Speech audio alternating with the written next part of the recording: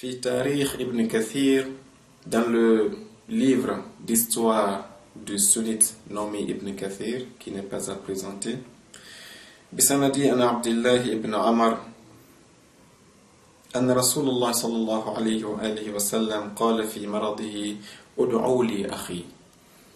Ibn Kathir rapporte que Abdullah ibn Amr avait entendu le message de Dieu dire lors de sa maladie: appelez-moi mon frère. Quand ils entendirent ceci, فَدَعَوْا لَهُ أَبَا بَكْرٍ, ils l'ont appelé Abu Bakr. فَعَارَدَ, le prophète s'est détourné d'Abu Bakr, il ne l'a pas regardé. ثُمَّ قَالَ أُدْعُوا لِي أَخِي, le prophète insista: appelez-moi mon frère. فَدَعَوْا لَهُ عُمَرْ فَعَارَدَ عَنْهُ, ils appelèrent Omar, le prophète se détourna de lui sans le regarder. ثُمَّ قَالَ أُدْعُوا لِي أَخِي, le prophète dit: appelez-moi mon frère.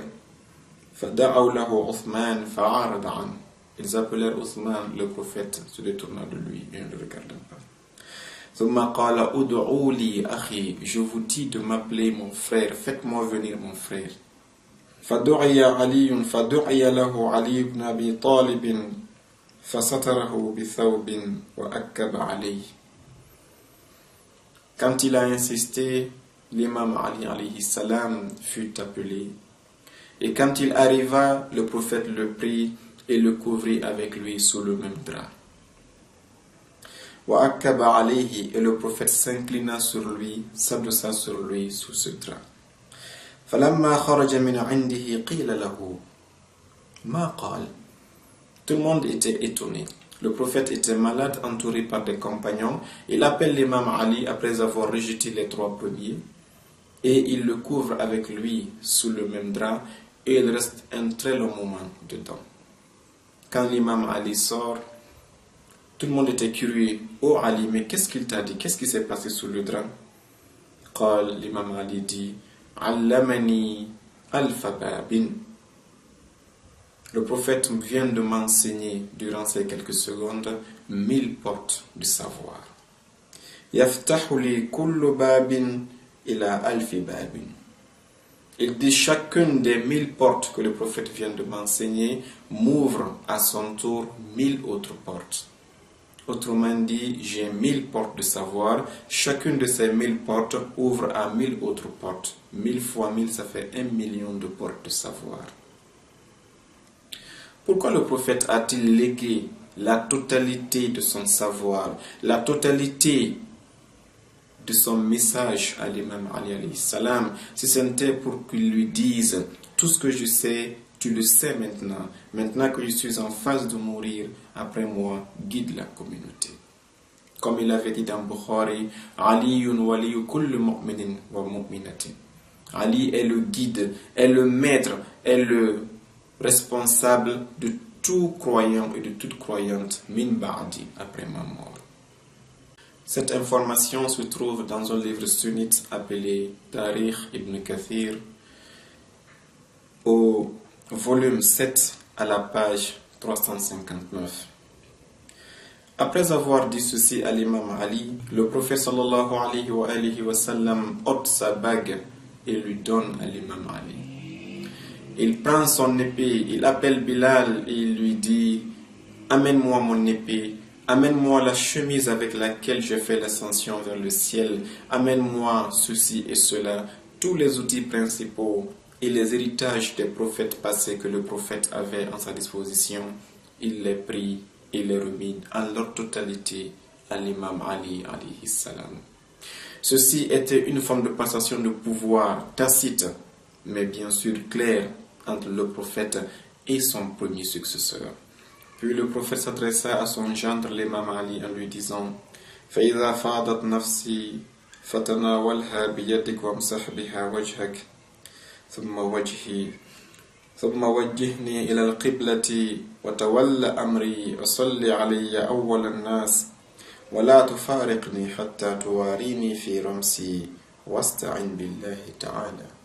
Le prophète dit à son frère, l'imam alayhi salam, il dit: lorsque mon âme va quitter mon corps, oriente-moi vers la Qibla, vers la Kaaba.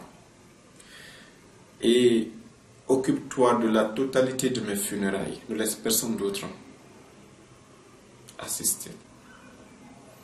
Et conduis-moi à mon lieu d'enterrement et enterre-moi de manière personnelle et ne me quitte jamais des yeux jusqu'à ce que tu m'ensevelisses sous terre.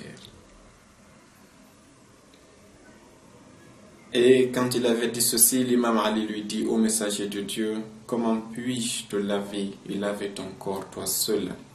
Le prophète lui dit: ne t'en fais pas, tu ne seras pas seul. L'ange Gabriel, Sayyidina Jibril alayhi salam, ainsi que d'autres anges seront à tes côtés. C'est eux qui vont t'assister à laver mon corps. Ainsi le prophète a barré le chemin à tous les compagnons. Aucun des compagnons ne devait voir le corps du prophète après son décès, excepté un seul qui devait être son premier successeur, à savoir l'imam Ali alayhi salam. Le prophète lui liste le nom de quelques personnes, 6 personnes qui vont s'ajouter à lui, qui seront au nombre de 7, et qui sont tous de sa famille, qui vont l'assister en lui donnant de l'eau, mais personne n'allait toucher au corps du prophète, ni le voir, à part l'imam Ali alayhi salam. Tout ceci était des signes palpables et incontestables venant du messager de Dieu qui ne dit rien de lui-même, tout ce qu'il disait Dieu que lui de dire, qui venait de la part de Dieu, donc afin de nous montrer la place prépondérante et incomparable de l'imam Ali au sein de tous les compagnons du messager de Dieu. Lorsque l'ami de Dieu, son ambassadeur vers la créature, rendit l'âme, l'imam Ali alayhi salam et l'oncle du prophète Abbas, ainsi que Al-Fadl ibn Abbas et Shukran, se chargèrent des funérailles du prophète Mohammed conformément à son ordre avant de décéder. Cela s'est passé le lundi matin, comme on l'a dit. Et dès ce matin-là, les compagnons, au lieu de s'occuper des funérailles et de pleurer le prophète Mohammed sallallahu alayhi wa sallam, laissèrent la famille du prophète s'occuper de leur prophète. Eux, qu'est-ce qu'ils avaient à faire? Ils se sont réunis dans une chambre qu'on appelle Saqifatu Bani Sa'ida, une salle. Pour quel objectif? Pour discuter de qui allait être le successeur du messager de Dieu. Durant ce temps, l'imam alayhi salam était là, complètement consacré au messager de Dieu. Après avoir fini de laver le corps du messager de Dieu, il effectua ce qu'on appelle Salatul Mayyit, la prière mortuaire sur le corps du messager de Dieu. Il le fit en première position, tel que le messager l'avait recommandé, et seul. Quand il a fini, il invita les compagnons qui étaient dehors à rentrer par groupe de 10 et de prier sur le messager de Dieu. Quand certains avaient recommandé qu'il le prie en groupe avec un imam, l'imam Ali a dit non. Le prophète Mohammed, vivant ou mort, restera notre imam. On ne peut jamais avoir d'imam devant le prophète Mohammed. Donc les groupes de compagnons venaient 10 par 10, ils le priaient et ils sortaient. Et ensuite les femmes, ensuite les enfants sont venus. Et quand ils ont fini, l'imam Ali a pris le corps du messager de Dieu, et cela c'était le 3e jour après son décès, à savoir le mercredi, et il est allé l'enterrer. ونزل علي عليه السلام إلى القبر فكشف عن وجه رسول الله صلى الله عليه وآله وسلم ووضع خده على الأرض موجها إلى القبلة على يمينه ثم وضع عليه وأهال عليه التراب. L'imam alayhi salam descendit dans la tombe du messager de Dieu. Il prit le corps et le plaça dans ce qu'on appelle al-Lahad. Et après avoir fini, il enleva le linceul sur le visage du messager de Dieu afin que le visage du messager de Dieu sallallahu alayhi wa sallam soit placé en contact direct avec la terre. Et il se mit à le regarder, à lui faire ses adieux et à pleurer en disant ce qui suit. Al-mawtu la walidan yabqa wa la walada hadha as-sabilu ila an la tara ahada. Il dit, la mort ne laisse ni père ni fils, et ce chemin est un chemin qui s'applique à tout le monde sans exception. هذا النبي ولم يخلد لأمته لو خلد الله خلقا قبله خلدا. Il dit, voici, celui-ci est le messager de Dieu, et Dieu ne l'a pas laissé la vie éternelle. Si Dieu allait laisser l'éternité à quelqu'un, c'est à lui qu'il aurait dû la laisser. للموت فينا سهام غير خاطئة من فاته اليوم من سهم لم يفته غدا.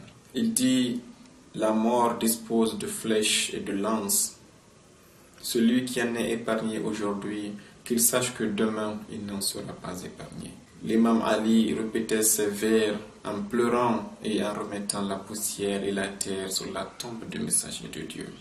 Sallallahu alayhi wa sallam. Que Dieu nous accorde la bénédiction du messager de Dieu, que Dieu nous accorde sa miséricorde de Dieu en personne et que Dieu nous accorde sa bonté et sa grâce éternelle afin de nous guider sur la lumière et sur la bonne voie qu'il agrée, afin qu'il pardonne tous nos péchés ainsi que ceux de nos parents et de nos prédécesseurs musulmans et qu'il nous rassemble tous sous la bannière de la ilaha illallah Muhammadur Rasulullah aliyun waliyullah yawm al-qiyamah.